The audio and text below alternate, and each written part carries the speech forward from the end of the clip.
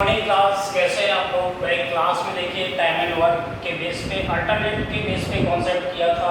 आज जो डिस्कस करने जा रहे हैं टाइम एंड वर्क का एक अगला कॉन्सेप्ट है टाइम वर्क एंड वेजेस, जिसे हिंदी में कहा जाता है कार और मजदूरी। यानी कोई व्यक्ति कार भी करेंगे तो उसको मजदूरी कितना मिलेगा। तो देखिए जरा अभी आपको बेसिक चीज़ें बता देते हैं कि बेसिक क्या क्या है। कि सीधी सी बात ये पे है कि यदि आपका पर्सन काम करना स्टार्ट करते हैं और स्टार्ट करने के बाद सेम टाइम तक काम करते हैं और काम करने के बाद जो भी उन्हें मजदूरी मिलती है तो उनकी इफिशिएंसी के बेस पे क्या किया जाएगा, बांट दिया जाएगा। जैसे सपोज करिए ए किसी काम को आपको 20 डेज में कंप्लीट कर रहा है और बी किसी काम को 30 डेज में कंप्लीट कर रहा है, ठीक है। वे साथ साथ काम को करना शुरू करते हैं। लास्ट में काम के अंत में उन्हें 80 रुपये या 240 रुपये या कुछ भी मान सकते हैं आप। सपोज करिए कि 80 रुपये उनको मिल रहा है। लास्ट में कितना मिल रहा है, काम का 80 रुपये मिल रहा है। तो देखिएगा सबसे पहले हमने क्या किया, एलसीएम लिया। एलसीएम लेने पे क्या आएगा 60 यानी 60, यहाँ पे कितना आएगा 3 यूनिट, यहाँ पे कितना आएगा 2 यूनिट। तो सीधी सी बात है जब काम साथ साथ करेंगे, कॉन्सेप्ट देखिए यही है कि जब यदि काम साथ साथ करते हैं तो काम साथ साथ करने के बाद काम जब कंप्लीट हो जाएगा तो सीधी सी बात है जो उनका लास्ट में मजदूरी मिलेगा तो उनकी इफिशिएंसी के बेस पे ही आपको मजदूरी को क्या करना पड़ेगा, कंट्रीब्यूट करना पड़ेगा या बांटना पड़ेगा। तो इसका मतलब है कि जो जितनी इफिशिएंसी के साथ में काम करेगा उसको उतना ही ज़्यादा मिलना चाहिए, जो जितनी कम के साथ करेगा उसको उतना ही मिलना चाहिए। तो यहाँ पे जो इफिशिएंसी का जो रेशियो आया है इनकी ए और बी की, तो वो कितना आया 3:2 आया, ठीक है। इसके बाद इसका मतलब है 3 + 2 इक्वल वैलेंट ऑफ कितना हो जाएगा 80, तो 5 बराबर कितना हो जाएगा 80, तो 1 बराबर कितना हो जाएगा 60। तो ऑब्वियसली बात है भाई इसको कितना मिलेगा, इसका मतलब 3 बराबर कितना हो जाएगा, ठीक है, एंड 2 बराबर कितना हो जाएगा, ठीक है। तो इसका मतलब ए को मिला भाई इतना रुपीस और बी को मिला भाई इतना रुपीस। बात क्लियर। चलिए अब बेसिक क्वेश्चन के भी यहाँ पे ही डिस्कस करते हैं, आगे और भी देख लेते हैं। जैसे सपोज करिए यहाँ पे वो साथ साथ न करते, कुछ दिन के लिए बात करते। जैसे हमने कहा भाई ए किसी काम को 20 डेज में कंप्लीट कर रहा है और बी उसी काम को 30 डेज में कंप्लीट कर रहा है, ठीक है। एलसीएम लिया भाई कितना आया 60 आया, ठीक है। तो हमने कहा कि भाई 10 दिन बाद एक काम को छोड़ देता है तो सीधी सी बात है भाई ये एक दिन में कितना कर रहा है 30 यूनिट, ये एक दिन में कितना कर रहा है 2 यूनिट। तो भाई सीधी सी बात यह है कि इसका मतलब है कि 10 दिन बाद कितना क्या कर रहा है, एक छोड़ दे रहा है। तो 10 दिन तक तो एक कर रहा है कि नहीं कर रहा है, तो इसका मतलब 3 × 10, तो इसने कितना काम कर डाला भाई 30 यूनिट आपका काम कंप्लीट किसने किया, ओनली ए ने काम को कंप्लीट किया। तो इसका मतलब 60 काम को काम कितना था 60, तो 60 में से यदि 30 माइनस करेंगे तो रिमेनिंग वर्क कितना बचा, रिमेनिंग जो आपका वर्क होगा वो कितना होगा भाई 60 में से 30 गए कितना बचा आपका 30 यूनिट जो काम हुआ वो ऑब्वियसली बात है किसने किया होगा, बी के द्वारा किया गया होगा।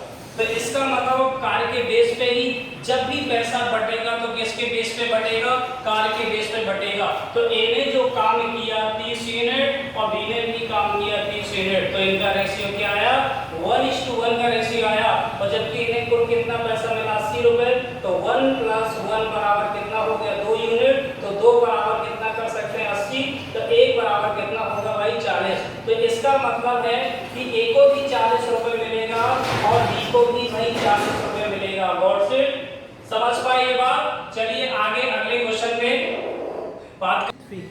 देखिए बच्चों ये क्वेश्चन है आपके सामने, देखिए जरा। ए और B can do a piece of work 20 days 30 days respectively. They start work together. After completing the work, they can earn 2400 rupees. Then find the share of A and B. कहने का मतलब ये है ए और B किसी काम को 20 और 30 दिन में क्रमशः कर सकते हैं। वे काम को साथ साथ शुरू करते हैं और काम कंप्लीट हो जाने के बाद उनको 2400 रुपये मजदूरी के रूप में मिलता है। तो बताइए कि ए को कितना मिला और बी को कितना मिला। तो देखिएगा मैंने भी जस्ट बताया कि जब यदि काम को साथ साथ करना शुरू करते हैं तो उनका जो मजदूरी होगी डिवाइड होगा उनकी इफिशिएंसी बेस पे, यानी कार्य क्षमता के बेस पे उनको डिवाइड करेंगे। किसको? मजदूरी को। जैसे ए ने कितने दिन में काम को कंप्लीट किया? 20 डेज में काम को कंप्लीट किया। बी ने कितने दिन में काम को कंप्लीट किया? 30 डेज में काम को कंप्लीट किया। तो एलसीएम लेने पे भाई कितना आया? 60। तो इसका मतलब है पर डे इसने कितना काम किया? 3 यूनिट काम किया। इसने पर डे कितना काम किया भाई? 2 यूनिट काम किया। बात क्लियर? तो सीधी सी बात है भाई, जिसकी इफिशिएंसी ज्यादा होगी उसको अमाउंट ज्यादा मिलना चाहिए, जिसकी इफिशिएंसी कम होगी उसको अमाउंट कम मिलना चाहिए। तो यहाँ पे भाई 3:2, ठीक का मतलब है अगर ये कुल इफिशिएंसी कितना हो जाएगा? 3+2। इसका मतलब है कुल वेज, कुल मजदूरी, जबकि कितना है भाई? 2400 रुपए। तो यहाँ पे 5 बराबर कितना हो जाएगा? 2400 रुपीज। तो 1 बराबर कितना हो जाएगा? 480 रुपीज। तो इसका मतलब क्या है कि ए को कितना मिलेगा? जब 1 बराबर है आपका 480, तो 3 बराबर क्या हो जाएगा? 480 मल्टीप्लाई बाई 3, तो फुल एंड फाइनल कितना होगा? 0 एंड 24 एंड 12 एंड 14, यानी 1440 रुपए ए को मिलेगा। और यहाँ पे भी अगर 480 से मल्टीप्लाई बाई कर देते हैं तो कितना हो जाएगा? 960 रुपए आपको बी को मिलेगा। अगर देखिए इन दोनों को जोड़ते हैं तो आपका रिजल्ट क्या आना चाहिए? वही आपका 2400 के आना चाहिए। चलिए अगले क्वेश्चन की ओर बात करते हैं। देखिए अगला क्वेश्चन, यदि ए ने अकेले कार्य किया होता तो उसके लिए कार्य करने के लिए उसको 63 घंटे लगते। इसका मतलब है कि यदि ए किसी काम को कर रहा होता तो उसको कितना टाइम लगता? 63 घंटे लगते। और ए और बी यदि दोनों मिलकर के काम कर रहे होते तो उनको कितना घंटा लगता? 36 घंटा लगता। और उनको इसी काम करने को उनको कितने रुपए मिल रहा है? 5950 रुपए मिल रहा है। तो आपको क्या बताना है कि बी का हिस्सा बताना है, यानी बी का शेयर बताना। तो देखिए वही बेसिक है जो मैंने अभी डिस्कस किया। ए अकेला काम को कितने घंटे में कर रहा है? यानी 63 आवर में कंप्लीट कर रहा है। और ए प्लस बी यानी दोनों मिलकर के कितने घंटे में उस काम को कर सकते हैं? 36 आवर को काम को कंप्लीट कर सकते हैं। एलसीएम देने पे क्या आएगा? देखिए जरा, यहाँ पे आएगा 252 आपका क्या होगा? एलसीएम होगा। ठीक है, आप चाहें तो देखिए एलसीएम निकालने के लिए तरीका बता देते हैं। 9 × 7 और यहाँ पे हो जाएगा 9 × 4। तो यहाँ पे देखिएगा 9 कॉमन हो गया एंड आपका 7 कॉमन नहीं है, मल्टीप्लाई में क्या करेंगे? 4। तो यहाँ पे देखिएगा 63।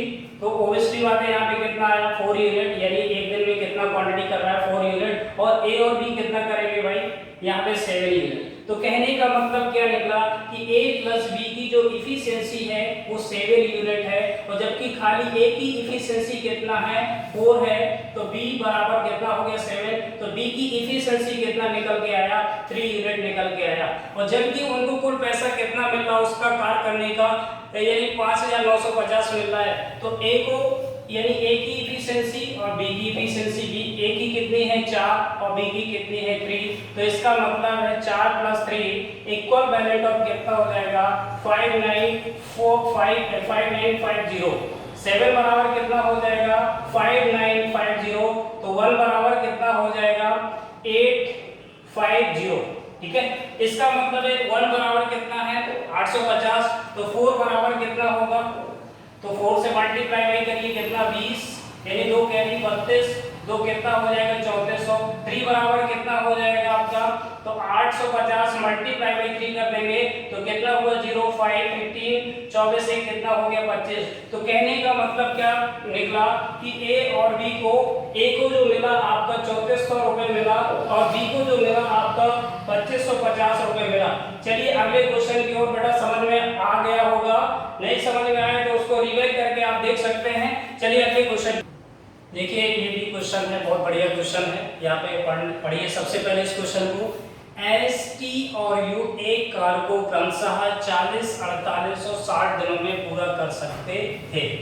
उन्हें कार्य पूरा करने के लिए समय लगता था 40, 48 और 60, और उस कार्य के उन्हें 800 रुपए मिलते थे। वे एक साथ साथ काम करना शुरू करते हैं, लेकिन टी ने कार्य पूरा होने से 2 दिन पहले ही काम को छोड़ दिया और यू ने कार्य को पूरा होने से पहले ही 5 दिन पहले छोड़ दिया। तो शेष कार्य को एस ने पूरा किया। तो फिर इसके बाद आपसे पूछा जा रहा है कि एस को ही उसका कुल पैसे का कितना हिस्सा मिलेगा। तो देखिए बहुत अच्छा क्वेश्चन है। यहाँ पे आपको ये बात पता नहीं है कि भाई ए ने कितने दिन काम किया, बस खाली पहली लाइन दे रखी है, वो सॉरी एस ने कितने दिन काम किया, और इसका मतलब है 2 दिन इसने कम काम किया होगा, इसका मतलब ये है कि इसने 5 दिन कम काम किया होगा। तो देखिएगा बहुत अच्छा कॉन्सेप्ट है। यहाँ पे हमने ये मान लिया भाई, ठीक है, हमने मान लिया कि जो है एस एक्स दिन तक काम करता है। कितने दिन तक काम करता है? एक्स दिन तक काम करता है। लेकिन यहाँ पे ये दे रखा है कि एस जो है 40 दिन कर रहा है, और आपका टी जो है 48 दिन में कर रहा है, और आपका यू जो है कितने दिन में कर रहा है? 60 दिन में कर रहा है। एलसीएम लेने पे क्या आएगा? टोटल क्वांटिटी ऑफ वर्क तो कितना आ गया बेटा? 240 आया। ठीक है, यहाँ पे कितना आएगा? 6, यहाँ पे कितना आएगा? 5, और यहाँ पे कितना आएगा? 4। ठीक है, तो इसका मतलब क्या है कि भाई एस ने कितने दिन तक काम किया है? एक्स दिन तक काम किया है। तो इसका मतलब टी ने कितने दिन? 2 दिन पहले काम को छोड़ा था। इसका मतलब है कि टी ने जो काम किया होगा, टी ने कितने दिन तक काम किया? x - 2 डे तक। एंड इसका मतलब यू ने कितने दिन काम किया होगा? x - 5 डेज तक। बात क्लियर है या नहीं? ठीक है, इसके बाद देखिए जरा, एक दिन की एस की इफिशिएंसी कितनी है? 6। तो ओब्वियसली बात है x दिन की कितनी होगी? 6x, और इसकी एक दिन की इफिशिएंसी कितनी है? 5। तो t की कितनी? देखिए इतने दिन में कितना हो जाएगा, और u की इफिशिएंसी है 4, और कितने दिन के लिए? यानी आपकी एक दिन की है तो इतने दिन में कितना काम कर लेगा? तो देखिएगा 6x एंड प्लस का 5 multiply by x - 2 and plus का 4x - 5, that is equivalent of कितना हो जाएगा? कुल क्वांटिटी ऑफ वर्क के, यानी 240 के होगा। तो यहाँ पे कितना आ जाएगा? 6x एंड प्लस का 5x - 10, और यहाँ पे हो जाएगा 4x - का 20। तो यहाँ पे कितना हो गया? 15x एंड माइनस का 30 इक्वल वैलेंट ऑफ कितना हो गया? 240। तो 15x बराबर हो गया 270 के। तो x बराबर कितना हो जाएगा? 1। कितना आ जाएगा? 8। कहने का मतलब x बराबर कितना आ गया? 18 डेज। तो इसका मतलब है कि s ने कितने दिन तक काम किया? 18 दिन तक काम किया। s ने कितने दिन काम किया? 18 डेज। तो ऑब्वियसली बात है भाई, t कितने दिन काम करेगा? यानी 2 दिन पहले छोड़ा था, तो इसका मतलब 2 कम काम करेगा, तो कितना हो जाएगा? 16 दिन। ठीक है, u कितने दिन काम करेगा भाई? 5 माइनस करेंगे तो कितने दिन काम करेगा भाई? 18 में से 5, इसका मतलब कितने दिन काम करेगा? 13 दिन।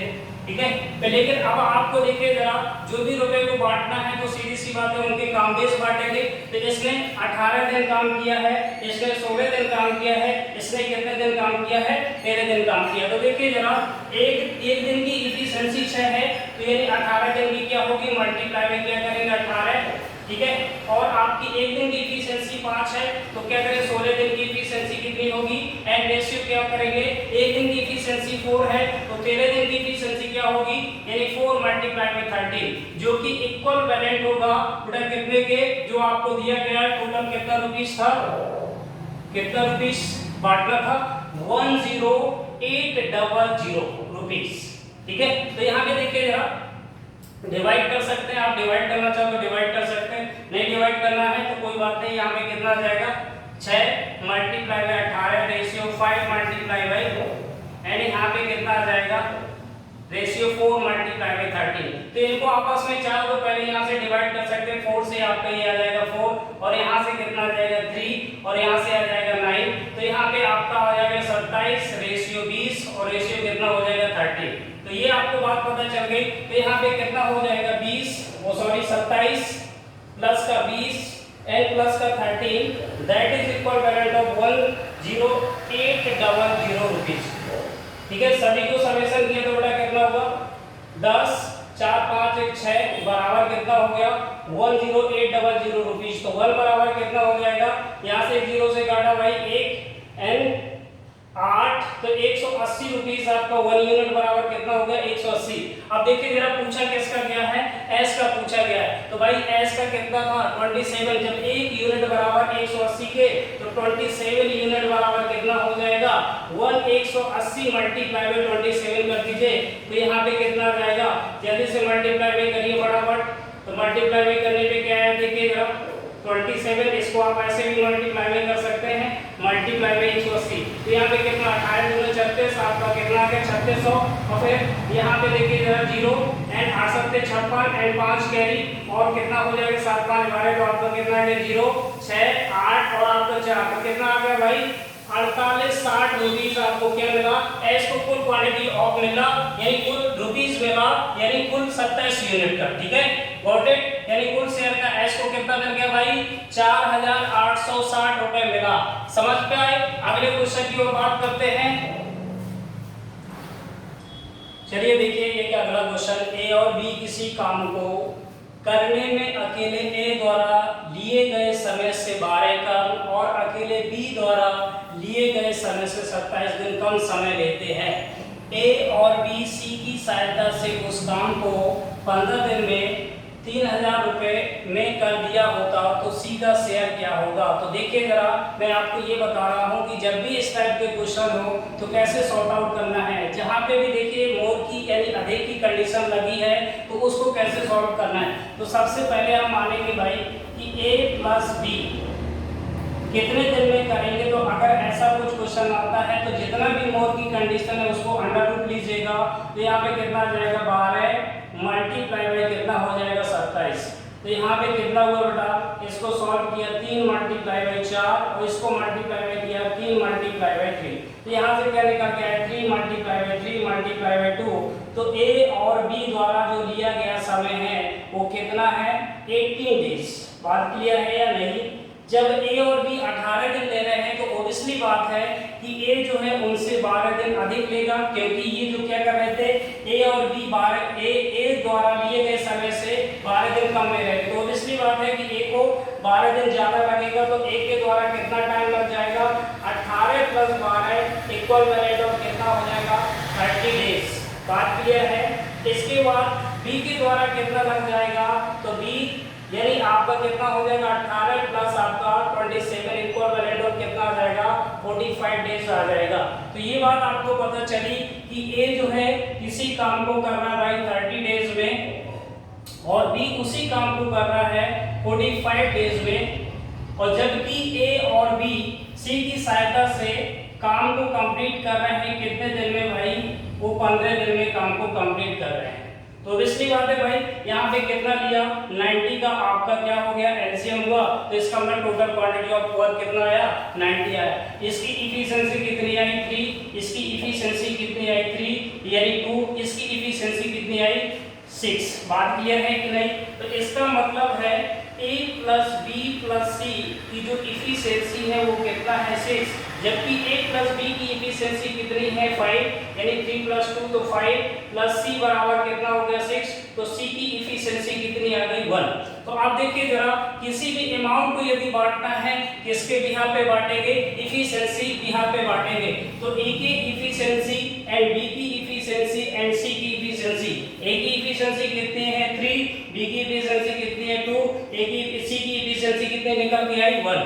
तो यहाँ पे क्या करेंगे 3 प्लस 2 प्लस 1 इक्वल वैलेंट कितना हुआ 6, और जबकि 6 बराबर कितना है भाई 3000 रुपीस को क्या करना है कंट्रीब्यूट करना है। तो 1 यूनिट बराबर कितना हो जाएगा 50।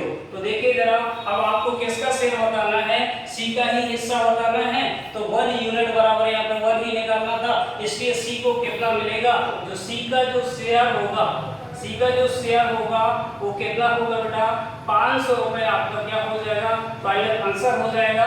चलिए नेक्स्ट क्वेश्चन की ओर